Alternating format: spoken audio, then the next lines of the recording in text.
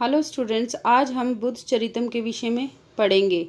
हमारा प्रथम प्रश्न है, बुद्ध चरितम के प्रणेता हैं महाकवि अश्वघोष। अगला प्रश्न है, महाकवि अश्वघोष मुख्य रूप से एक बौद्ध दार्शनिक थे। अश्वघोष का काल माना जाता है प्रथम शताब्दी के लगभग। अगला प्रश्न है, बुद्ध चरितम में कुल कितने सर्ग हैं? 28 सर्ग हैं चीनी एवं तिब्बत भाषा में। अगला प्रश्न है, महाकवि अश्वघोष रचित बुद्ध चरितम में कितने सर्ग उपलब्ध होते हैं? 13। अगला प्रश्न है, बुद्ध चरितम है एक महाकाव्य। अगला प्रश्न है, भगवान बुद्ध के चरित्र का वर्णन है बुद्ध चरितम में। 19वीं शताब्दी में बुद्ध चरितम में 4 अन्य सर्गों को जोड़ दिया था। किसने जोड़ा था?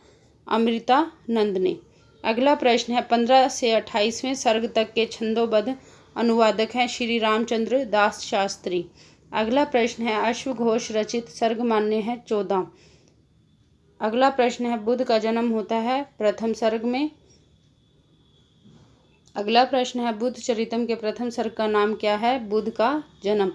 बुद्ध चरितम के द्वितीय सर्ग का नाम क्या है? अंतःपुर विहार। और तृतीय सर्ग का नाम क्या है? संवेगो उत्पत्ति। इस प्रकार 3-3 के क्रम में आप याद रख लीजिए। अगला प्रश्न है, बुद्ध चरितम के चतुर्थ सर्ग का नाम क्या है? स्त्री निवारण। और बुद्ध चरित के पंचम सर्ग का नाम क्या है? माहभी निष्क्रमण।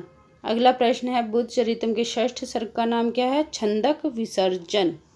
अगला प्रश्न है, बुद्ध चरितम के सप्तम सर्ग का नाम क्या है? तपोवन प्रवेश। और बुद्ध चरितम के अष्टम सर्ग का नाम क्या है? अंतःपुर विलाप। और बुद्ध चरितम के नवम सर्ग का नाम क्या है? कुमारा अन्वेषण। अगला प्रश्न है, बुद्ध चरितम के दशम सर्ग का नाम है बिंबिसार आगमन। अगला प्रश्न है, बुद्ध चरितम के एकादश सर्ग का नाम है काम निंदा। अगला प्रश्न है, बुद्ध चरितम के द्वादश सर्ग का नाम है अरांग दर्शन। अगला प्रश्न है, बुद्ध चरितम के त्रयोदश सर्ग का नाम है काम विजय। अगला प्रश्न है, बुद्ध चरितम के चतुर्दश सर्ग का नाम है बुद्ध तत्व प्राप्ति। अगला प्रश्न है, अश्वघोष किसके समकालीन थे? कनिष्क के। अगला प्रश्न है, अश्वघोष ने किस बौद्ध संगीति की अध्यक्षता की थी? चतुर्थ बौद्ध संगीति की। अगला प्रश्न है, सौंदर्य नंद रचना है अश्वघोष की। अगला प्रश्न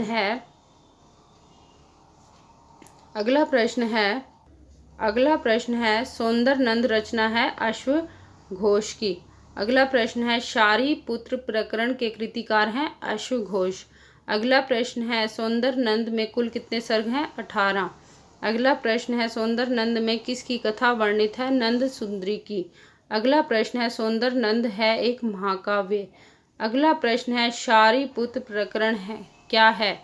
एक प्रकरण है, न कि एक प्रकरण है। शारी पुत्र प्रकरण एक प्रकरण है।